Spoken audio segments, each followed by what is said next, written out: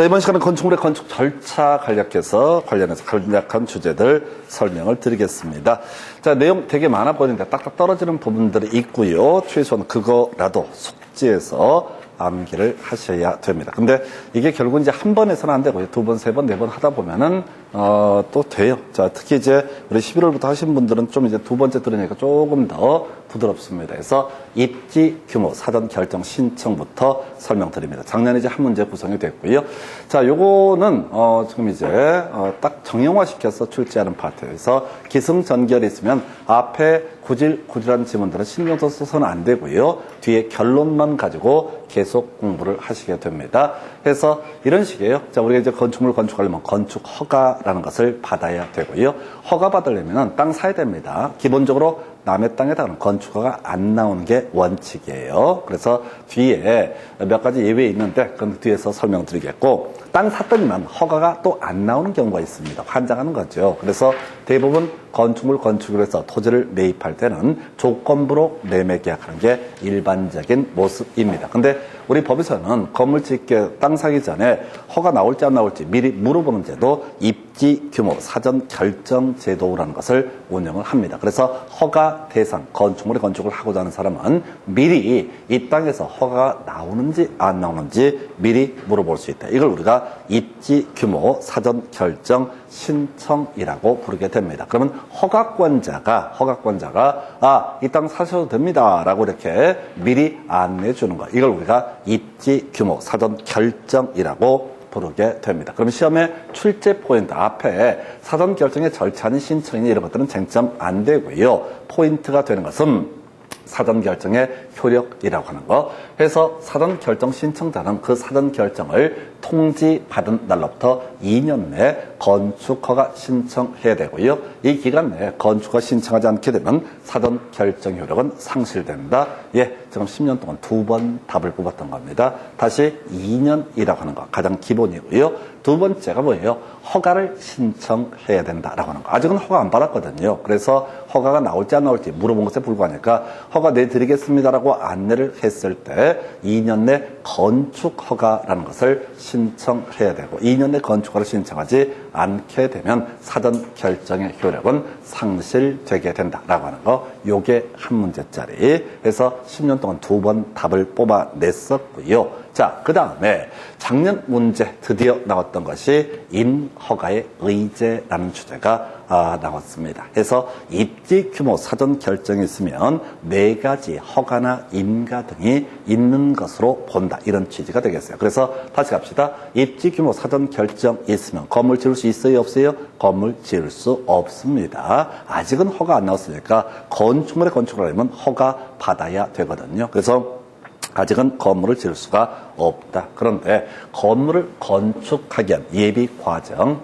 터파기 공사는 할 수가 있습니다. 이걸 이름하여 개농산하라고 이렇게 얘기합니다. 개발행위 허가, 농지 전용 허가, 산지 전용 허가, 그리고 하천 전용 허가라고 하는 것은 의제 있는 것으로 본다. 일단은 개농산하 첫 단계 외워주시고 그 다음 두 번째 어려운 거 설명드릴 거예요.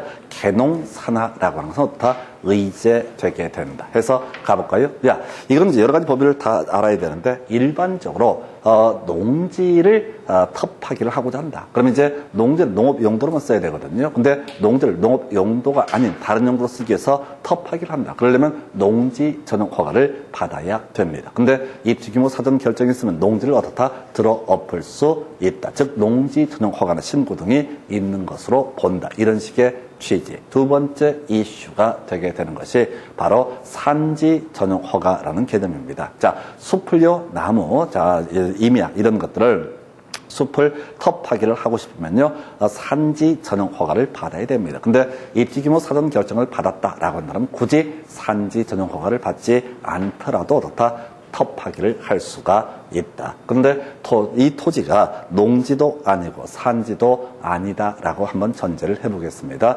농지도 아니고 산지도 아니다라고 전제하면 그때는 개발 행위 허가라는 것을 받아야 됩니다. 이건 국토기획법에서 다루는 거예요. 그래서 결과적으로 개농산이라고 하는 것은 뭐라고요? 땅 들어 엎을 수가 있다. 입지규모 사전 결정이 있으면 건물을 지을 수는 없지만 건물 짓기 위한 예비 과정으로서 땅을 들어 엎을 수 있다. 이렇게 해석을 하게 됩니다. 그래서 개농산까지 보셨고요. 그 다음에 우리가 땅을 들어 엎으려면 땅이 딱딱해. 그래서 탑하기 어려워. 그럼 물 끌어다 쓸 수 있는 권리 하천 점용 허가에서 자 입지 규모 사전 결정했으면 일단은 개농사나 의제되게 된다 해서 두 가지 이슈. 근데 작년에 문제를 좀 까다롭게 구성을 했어요. 바로 자 산지 전용 허가는 어디에서 도시 지역에서만 산지 전용 허가를 의제하게 된다라고 하는 거. 자, 도시 지역. 그래서 이 국토기획법 다룰 얘기인데 국토기획법은 크게 용도적이 도시 지역, 그다음에 농림 지역, 관리 지역, 그리고 자연환경 보전 지역으로 구분하게 되는데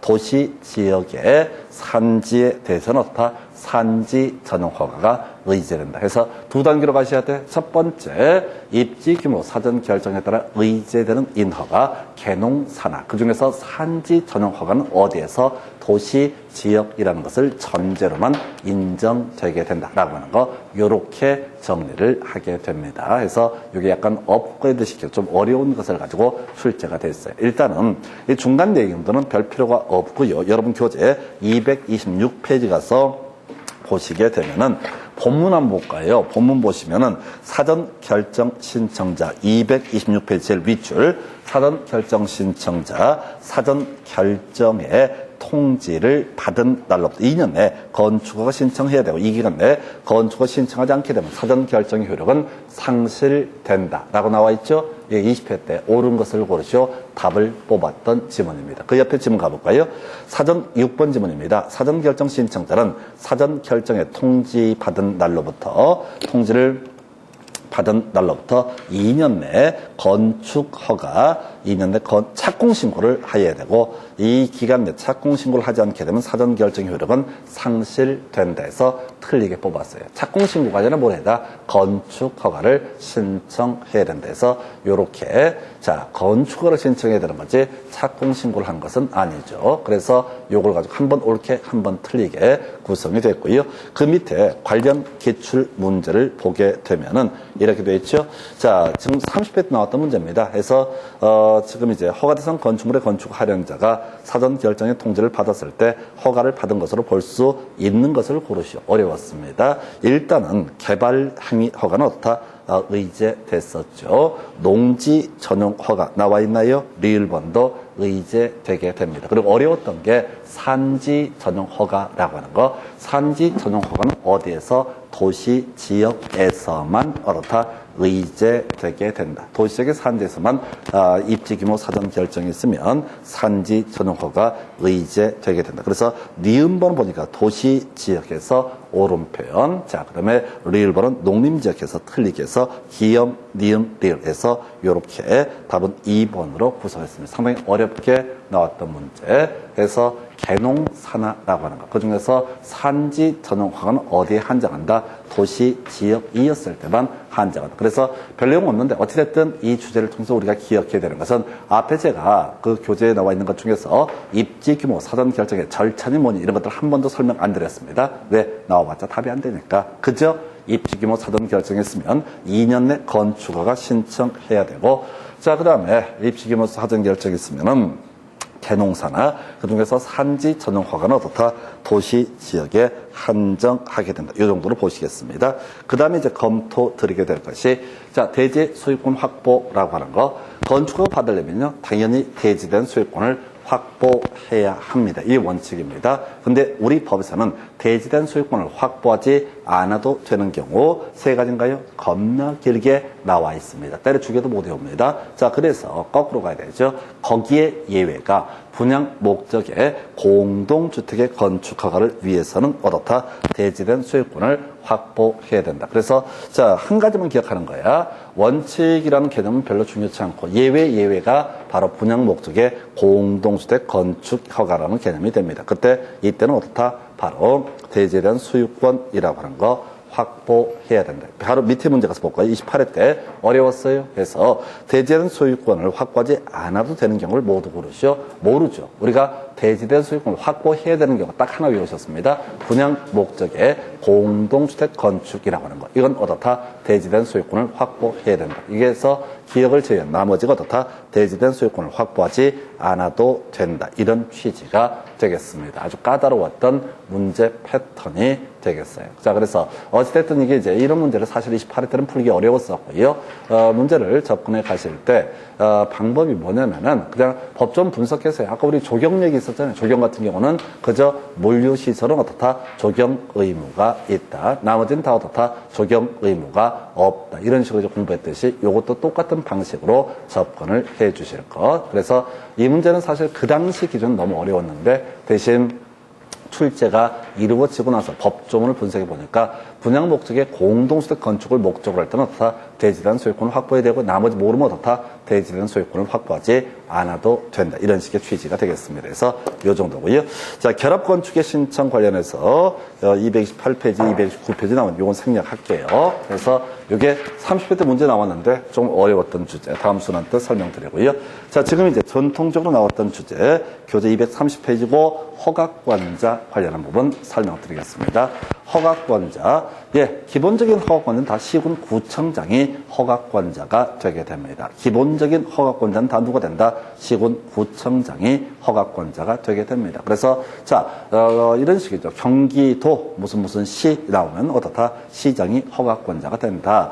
자, 서울특별시 무슨 구라고 하면 어떻다? 구청장이 허가권자가 되게 된다. 그 다음에 경기도 무슨 군 하면 뭐야? 군수가 허가권자가 되게 된다라고 해서 일단은 기본 허가권자 시군구청장 해서 분석하면 이렇게 가야 돼. 특별시나 광역시 단위에서는 허가권자가 누가 된다? 구청장이 원칙적인 허가권자가 되게 됩니다. 그런데 특별시나 광역시 단위에서 대형 건축물 등에 있어서는 특별시장, 광역시장이 허가를 해주는 경우가 있습니다. 근데 그걸 외우시면 안 돼요. 거기에서 뭐가 제외? 공장, 창고 제외라고 돼 있죠. 그럼 우리가 외워야 될 것은 공장, 창고는 절대로 특별시장, 광역시장이 허가권자가 될 수가 없다. 그냥 법조문을 분석한 결과물을 외우셔야 돼. 다시 갑시다. 특별시, 광역시에서 21층 이상 10만 이상 등 일정한 건축물은 특별시장, 광역시장의 허가를 받아야 된다. 근데 그 중에서 공장, 창고 제외라고 돼 있으니까 결과적으로 공장, 창고는 무조건 누가? 구청장이 허가권자가 되게 됩니다. 결론을 미리 외우고 들어가셔야 돼. 자, 공장, 창고는 무조건 특별시장, 광역시장이 허가를 할 수 없다. 취지는 그렇습니다. 원래 대형 건축물을 특별시나 광역시에 건축할 때, 자, 특별시장 등이 통제할 필요가 있다. 이런 논리 구조예요. 근데 공장, 창고는 좀 쉽게 지어서 많이 지을 수 있게 도와줘야 되니까 이것은 굳이 특별시장, 광역시장이 허가권자가 되지 않는다. 이런 취지가 되겠습니다. 그래서 자, 특별시, 광역시 관련해서는 다 우리가 기억할 게 공장, 창고 등을 포함해서 구청장이 주로 허가권자. 지문 한 개 구성하기 때문에 디테일한 내용을 낼 수가 없습니다. 두 번째 이슈, 도 단위에서는요, 시장 군수가 허가권자가 되게 됩니다. 도 단위에서는 누가? 시장 군수가 허가권자. 그래서 도지사는 어떤 경우에도 허가권자가 될 수가 없다라고 하는 것. 도지사는 어떻다? 어떤 경우에도 허가권자가 될 수가 없다. 이렇게 해석을 하게 됩니다. 자, 그래서요. 근데 이제 출제 포인트는요. 자, 도지사는 허가권자는 될 수 없는데, 자, 시장군수가 허가함에 있어서 미리 도지사의 승인을 받아야 하는 경우가 있습니다. 자, 그리고 승인이 불필요한 경우가 있는데 분석한 결과물을 외우시는 거야. 그래서 도지사가 승인을 해주는 경우라고 하는 거 이렇게 외우시면 됩니다. 자, 주교 자수 3천이라고 하는 거. 자, 도지사가 허가를 해주는 케이스가 뭐라고요? 주교 자수 3천 외우셔야 됩니다. 과거에 좀 어렵게 나올 때 출제됐던 이슈에서 자, 주교 자수 3천에 대해서는 도지사가 승인을 해야지 시장 군수가 허가를 해줄 수가 있다. 시장 군수라고 하는 사람은 어떻다고요? 주교 자수 3천에 대해서는 어떻다? 승인 받아야지 허가를 해줄 수 있다. 그리고 미리 결론 가볼까요? 공장 창고라고 하는 것은 어떻다? 승인을 요하지 않는다. 원래 이제 21층 이상 10만 이상 등 대형 건축물, 도지사한테 승인 받아야 됩니다. 그런데 거기서는 그 내용을 외우는 게 아니라, 거기서 제외, 공장 창고라고 하는 것은 어떻다? 승인을 요하지 않는다라고 하는. 공장 창고는 어떻다? 승인을 요하지 않는다. 그래서 아예 공부할 때 무식하게 외우는 거야. 승인을 요하는 것, 주교 자수 3천, 승인을 요하지 않는 것, 공장 창고. 이렇게 바로 다이렉트로 외워 가시는 게 좋습니다. 해서 가볼까요? 주교 자수 3천. 이 뒤에는 제일 끝머리는 위락이나 숙박이 달라붙게 됩니다. 근데 따로 이건 외울 건 아니야. 그래서 취지는 그렇습니다. 지금 도지사라고 하는 사람은요, 시장 군수가 위락, 숙박 등을 함부로 허가해주면 지역 분란 생기고 난리가 나는 경우가 있습니다. 제일 대표적인 게 주택가 인근에 모텔 같은 게 들어선다. 학교 인근에 모텔이 들어선다. 문제가 되겠죠? 예, 그래서 주거 환경, 교육 환경, 이런 경우, 이런 걸 침해할 우려가 있으면 위락, 숙박시설 시장 군수가 바로 허가할 수 없고 도지사의 승인을 받아야 한다. 해서 도심지에서는 뭐라고요? 주거 환경, 교육 환경 이렇게 정의하는 거야. 주거 환경, 교육 환경은 뭘 의미한다고요? 도심지를 의미하게 됩니다. 그래서 주거 환경, 교육 환경 관련해서는 어떻다? 도지사의 승인 무조건 필요하다. 규모를 불문하고입니다. 한편 도시 외곽 지역을 가리켜서 자수 3천이라 부릅니다. 자연 환경 수질보호 해서 자연과 그다음에 수질, 수를 따서 그래서 3층 이상이거나 1천 이상이거나라고 하는 거예요. 자수 3천의 의미 자연 환경 수질보호 3층 이상이거나 1천 이상이 되면 어떻다? 이때는 어떻다? 도지사의 승인을 받아야 된다. 해서 자, 도심지 내부에서는 규모를 불문하고 위락 숙박에 대해서 주거 환경, 교육 환경을 침해하니까 도지사의 승인을 받아야 된다. 대외 한편 도시 외곽 지역은 무조건 승인 받을 필요는 없고요. 덩치가 좀 됐을 때 그게 3천. 그리고 도시 외곽 지역의 의미가 뭐라고요? 자연 환경 수질 보호에서 주교 자수 3천에 있어서는 어떻다? 도지사의 승인을 받아야 된다. 주교 자수 3천 어떻다? 도지사의 승인을 받아야 된다. 이렇게 정리합니다. 주교 자수 3천 어떻다? 도지사의 승인을 받아야 된다라고 하는 거. 주교 자수 3천 어떻다? 도지사의 승인을 받아야 된다. 주교 자수 3천 어떻다? 도지사의 승인을 받아야 된다. 이렇게 가시게 되는 거예요. 그 다음에 공장 창고는 어떻다? 승인을 요하지 않는다라고 하는 거. 이 정도는 이제 좀 오래전 문제이긴 한데 숙달해 주셔야 됩니다. 여러분 교재 230페이지 가서 보면 지문 하나 나와 있네요. 뭐라고? 자, 연면적 10분의 3을 증축해서 10만 제곱미터가 되는 제일 중요한 키워드 창고 나와 있죠? 광역시장의 허가를 받아야 됩니다. 틀렸죠? 자, 지금 이제 공장 창고는 특별시장 광역시장에 허가를 요하지 않는다. 요거 답을 뽑았다고요. 그 밑에 지문 하나 가볼까요? 또, 자, 수질보호 3층 나와 있죠? 그러면 어떻다? 승인을 받아야 된다. 맞죠? 수질보호 나오면 3층 이상이거나 1천 이상이 나와야 된다고요? 그러면 어떻다? 승인을 받아야 된다. 맞죠? 그래서 이렇게 주교 자수 3천은 다 승인을 받아야 된다. 요즘엔 잘 안 되는데 한시를 풍미했던 문제가 뭐라고요? 주교 자수 3천이라고 하는 거. 그 다음에 공장 창고는 승인을 요하지 않는다라고 하는 거. 그래서 시장에서 멋대로 허가할 수 없는 케이스. 주교 자수 3천 이 정도. 그 다음에 이제 위락 숙박시설 여러분 교재에서 허가를 하지 않을 수 있다. 쟁점 되지 않습니다. 그럼 큰 쟁점 안 되겠고요.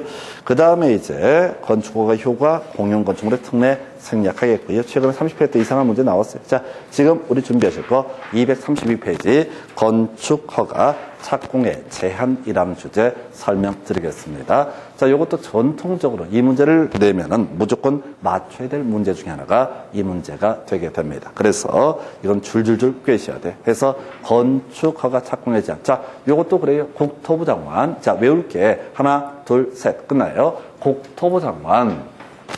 자, 국토관리 제한할 수 있다. 국토부 장관, 장관 요청 제한할 수 있다라고 할 거, 이걸 외우셔야 된다고 해서 그런 게 있겠고, 그 다음에 이제, 제한 기간이요. 국토부 장관 해제를 명할 수 있다. 그리고 마지막, 제한 기간 1회 2년, 자, 기본 2년, 1회 1년의 범위에서 연장할 수 있다라고 되어 있죠. 그래서 1회 1년의 범주에서 연장할 수 있다라고 되어 있습니다. 자, 다시 외우겠습니다. 국토부 장관 국토관리 제한할 수 있다. 국토부 장관 장관 요청 어떻다 제한할 수 있다. 국토부 장관은 해제를 명할 수 있다. 예, 1회 1년의 범위에서 어떻다 연장할 수 있다라고 하는 거, 요렇게 가게 됩니다. 그래서 다시 국토부 장관 국토관리 어떻다 제한할 수 있다. 국토부 장관 장관 요청 제한할 수 있다. 국토부 장관 해제를 명할 수 있다라고 하는 것, 그리고 1회 1년의 범위에서 연장할 수 있다라고 하는 것, 요렇게 뼈대를 잡게 됩니다. 이제 설명드릴게요. 자, 허가 또는 착공의 제한이라고 해서 허가를 아예 못 내주게 막아버리는 것을 허가의 제한, 그 다음에 착공의 제한이라고 하는 것은, 착공의 제한이라는 개념은, 자, 허가는 내주되, 허가를 이미 내줘버렸으면 방법이 없죠. 근데 공사를 못하게 막는 것을 뭐라고 합니다? 착공의 제한. 그래서 허가의 제한이 됐든 착공의 제한이 됐든 지금 이제 건축주라는 사람 미쳐버리는 겁니다. 망하는 거예요. 허가 제한이 있다가 차라리 이게 나아. 근데 착공 제한은 환장하는 겁니다. 허가 받았고 좀 대출 받고 준비 딱 하고 있는데 갑자기 착공을 제한한다. 최대 3년까지. 답 안 나와요. 그래서 이건 어떤 얘기를 하는 거냐면 이런 논리 구조입니다. 자, 부득이 법에서 미처 예상하지 못했던 건축물이 들어서는 경우가 있습니다. 법에서 미처 상상도 못했던 일이 터지고 있는 거야. 근데 법에 따라서 방법이 없어. 무조건 허가를 내줘야 되는 그런 상황이야. 그러면 그 이제 건축을 막아야 되잖아요. 막는 방법이 법에다 미리 선언을 하는 거예요. 바로 국토부 장관은 국토관리 장관 요청 제한할 수 있다. 바로 쳐버리는 거예요. 그러면 이게 실제 있었던 비슷한 사건이 있었는데 일산에서 건축주 망합니다. 대출 받고 다 준비하고 있는데 갑자기 3년 동안 공사 못한대. 죽는 겁니다. 그래서 하여튼 놀라운 제도인데, 무서운 제도인데, 일단 외울 게 국토부 장관이 제한할 수 있는 게 두 가지 사유라고요. 국토관리 장관 요청. 둘 중에 하나 있으면 어떻다? 국토부 장관 제한할 수 있다. 그러니까 이걸 텍스트를 읽으시면 뒤지는 거야. 그냥 키워드 단위로 딱 그런 거야. 국토부 장관 국토관리 제한할 수 있다. 국토부 장관 장관 요청 어떻다? 제한할 수 있다. 이렇게 가는 거라고요. 좀 불안해도 이렇게 자꾸 훈련하셔야 돼. 그리고 나서 자, 국토부 장관은 해제를 명할 수 있다라고 나와 있죠. 이 얘기는 뭐냐면 시도지사는 시군구청장의 허가 등을 제한할 수 있습니다. 중간 얘기, 지역계획, 도시계획 관련해서 문제는 시도지사가 허가를 제한했을 때 국토부 장관에게 보고해야 됩니다. 그때 국토부 장관은 그 제안의 내용이 지나치다고 인정되면 해제를 명할 수 있다. 그러니까 이 국토부 장관 해제를 명할 수 있다는 얘기를 공부했다는 얘기는 앞에 시도지사가 지역계획 도시계획 관련해서 시군구청장 허가를 제안했고 보고가 있었고 그래서 국토부 장관은 어떻다? 해제를 명할 수 있다. 그러니까 이거만 알아도 된다. 그럼 문제구성을 틀리게 어떻게 내겠어? 시도지사는 시군구청장에 이게 해제를 명할 수 있다. 이런 식으로 말도 안 되게 틀리게 구성하는 거야. 그리고 제한기간 기본 2년입니다. 그리고 출제 포인트 1회 1년의 범위에서 연장할 수 있다라고 하는 거. 그래서 포인트가 뭐라고요? 1회 1년의 범위에서 연장할 수 있다. 바로 지문 가서 확인해 드리겠습니다. 자, 우리 교재 232페이지 사실 1번 지문부터 체크를 해보겠습니다. 자, 1번 국토부 장관 국토관리 제한할 수 있다. 옳은 표현. 2번 지문 국토부 장관 환경부 장관의 요청 장관 나와 있으면 제한할 수 있다라고 되어 있고요. 3번 이거 순서 바꿨네요. 자, 국방부 장관 자 요청 뒤에 국토부 장관 제한할 수 있다라고 되고 4번 지문 교육감 요청 국토부 장관 제한할 수 있다. 틀렸죠? 그냥 읽으시면 그럴싸하게 느껴집니다. 그래서 국토부 장관이 제안할 수 있는 케이스, 국토관리 장관 요청이라고 하는 거, 이렇게 이제 가야겠고요. 오른쪽에 233페이지 특별시장 광역성 도지사 끄트머리 제안할 수 있다. 중요한 질문 아니죠? 우리가 알았던 주제랑 관련이 없어요. 2번 특별시장은 끄트머리 제안할 수 있다. 중요치 않습니다. 3번 지문이요. 특별시장 광역시장 끄트머리 국토부 장관에게 보고해야 된다. 예, 그렇고요. 4번 국토부 장관 해제를 명할 수 있다. 중요 명제 나와 있죠? 그러니까 국토부 장관 해제를 명할 수 있다는 명제를 가져오기 위해서 이런저런 과정들을 거치고 있는 겁니다. 그 다음에 5번 도지사 해제를 명할 수 있다. 틀렸죠? 해제를 명할 수 있는 건 누굽니까? 국토교통부 장관이 해제를 명할 수 있다. 이렇게 가는 거예요. 국토부 장관이 어떻다? 해제를 명할 수 있다. 이렇게 가게 되는 겁니다.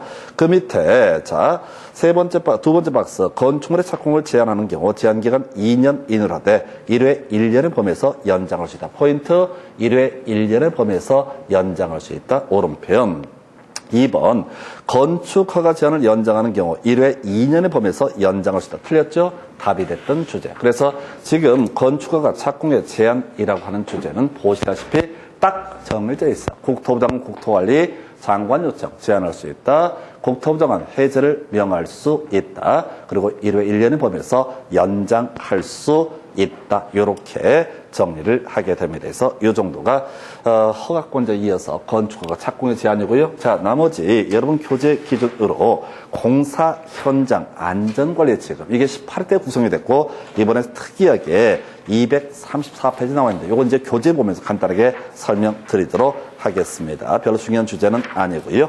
자, 그래서 지금 이제 공사 현장 안전관리 예치금 제도라고 하는 거. 자, 허가를 받은 자 건축물의 공사를 중단하고 장기간 공사 현장을 방치할 경우 공사 현장의 미관 개선, 안전관리 등 필요한 조치를 해야 되는데 지금 사업하다가 개판돼가지고 돈이 부족해서 스톱이 되거나 등등 이런 경우입니다. 잘 안 된다는 얘기죠. 그러면 사람만 믿고 알아서 잘 할 거라고 믿었다가 나중에 큰일 나게 됩니다. 그래서 나온 얘기가 뭐라고요? 착공신고를 할 때 미리 돈을 받아주게 되는 겁니다. 인간이 믿음이 가지 않으니까 어떻다? 미리 돈을 받아주는 거죠.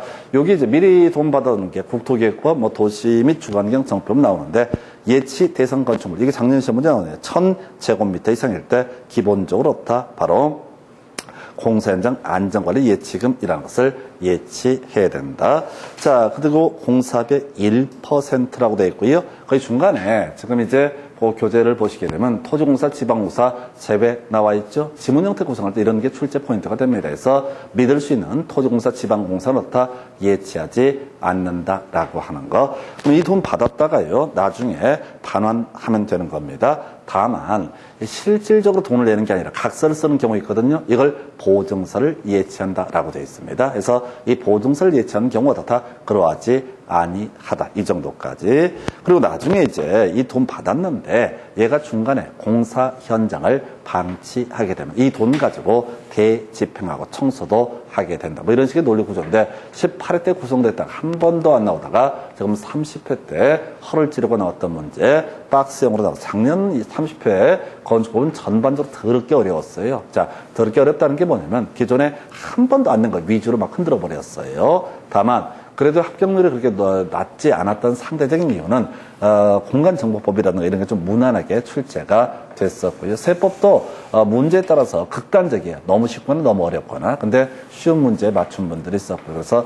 전체적인 합격률은 빠지지 않았습니다. 그래서 이 공인중개사 시험을 준비해 가실 때는 방법이 뭐냐면 골고루 쉬운 것들을 골고루 잘하는 게 중요합니다. 예를 들어서 작년 문제에서는 이 공법이 어렵게 나왔는데 또 올해는 또 상대적으로 쉽게 나올 수 있거든요. 냈던 거 계속 오래 먹을 수 있거든요. 또는 등기법이 어렵게 나오거나 이렇게 할 수 있을 텐데 방법은 뭐냐면 6개 과목을 골고루 쉬운 것들은 절대 놓치지 않는다. 이런 심정으로 가셔야 돼. 특정 과목을 많이 한다고 해서 점수가 보장이 되지 않습니다. 왜? 시험 난이도라는 게 과목별로 극단적으로 바뀔 때가 있거든요. 방법이 없어요. 그냥 골고루 어려우면 어려운 대로 쉬우면 쉬운 대로 가셔야 됩니다. 그래서 여러분 교재 235페이지 문제 볼까요?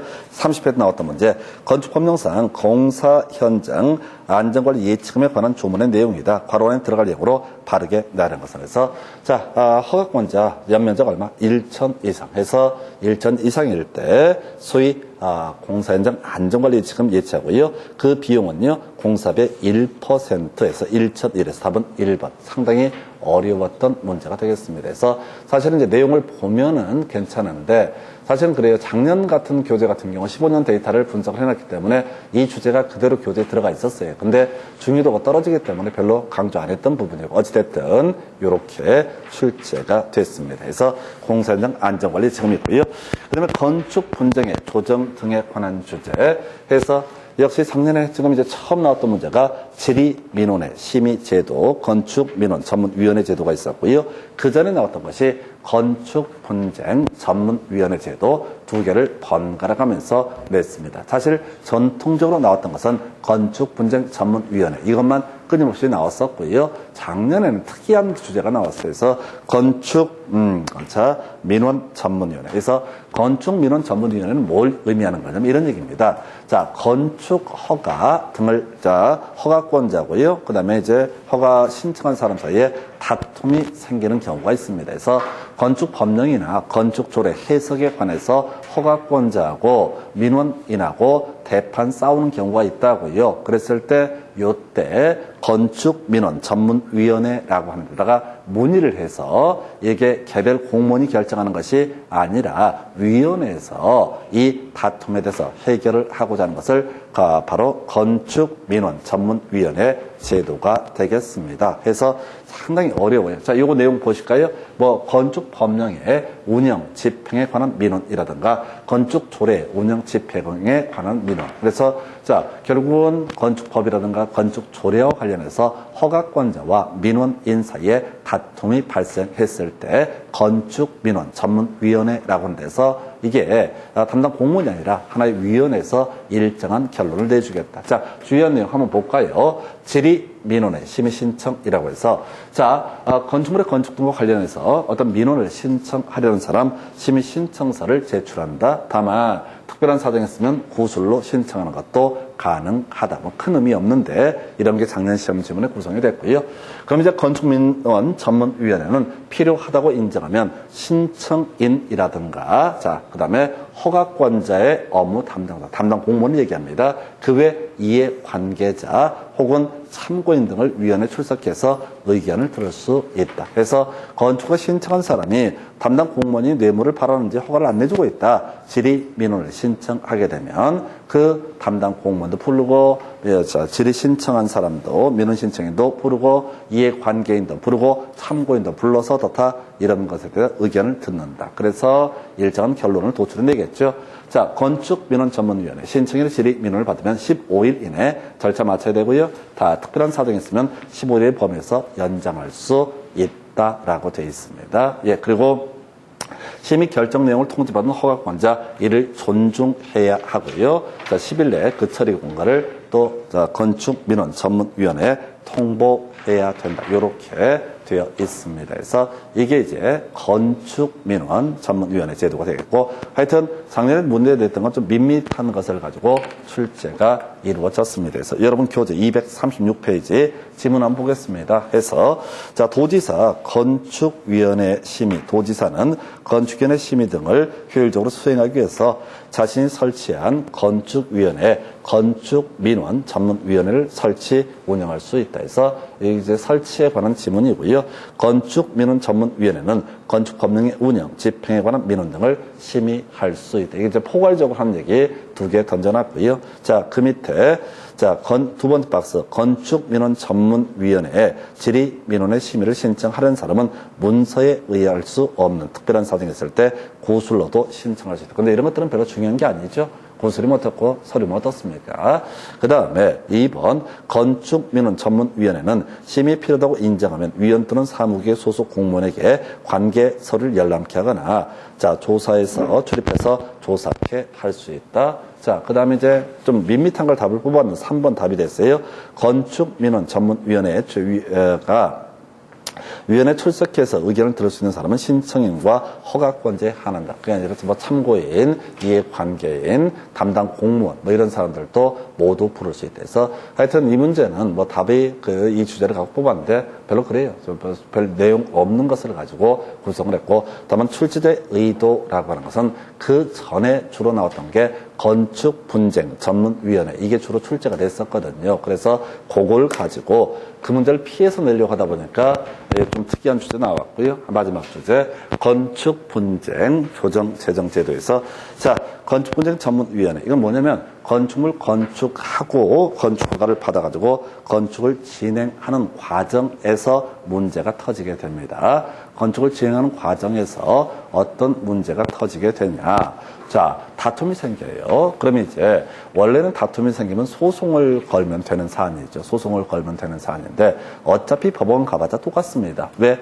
법원 판사가 건축 관련한 지식이 없기 때문에 또 참고인이나 증언 받는 사람, 또 전문가를 불러야 돼요. 그래서 이 건축 분쟁 전문위원회 제도라고 하는 것은 뭘 하자? 지금 아예 자, 건축분쟁 전문위원회를 두어서 굳이 법원까지 갈 필요 없이 여기서 비용 좀 적게 들이고 간략하게 조정 또는 재정을 해보자라고 하는 거예요. 그래서 지금까지 문제가 지금 16년 사이에 하나, 둘, 세 문제인가 네 문제가 구성이 되는데 거의 문제는 둘 중에 하나를 가지고 구성을 해오고 있습니다. 그래서 자, 건축 분쟁의 조정 또는 재정의 대상이라고 해서 자, 주인공 3명입니다. 건축 관계자, 인근 주민, 관계 전문 기술자에서 총 6개로 보이는데 일단 중심축은 뭐라고요? 3명. 건축 관계자, 인근 주민, 관계 전문 기술자, 이렇게 3명이 어떻다? 바로 자, 건축 분쟁 전문위원회,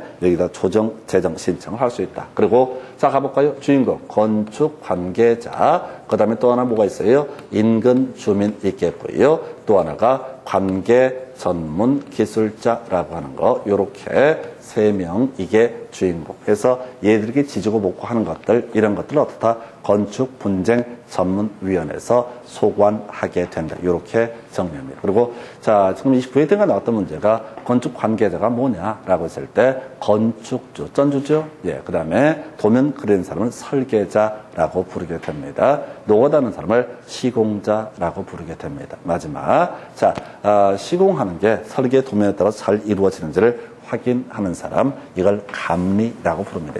그래서 전통적으로 건축 관계자, 인근 주민, 관계 전문 기술자, 여기다가 건축 관계자의 범주에 건축주, 설계자, 시공자, 감리자, 여기까지가 건축 관계자. 그래서 이 문제를 가지고 구성을 했었고요. 한편 조정 등이 있으면 어떻다? 합의가 성립된 것으로 본다. 17회 때인가 구성이 되고 안 나왔는데 그냥 합의가 성립된 것으로 본다. 이게 한번 이슈가 됐던 적이 있습니다. 뭐 지금 자세히 설명 안 드리겠고요.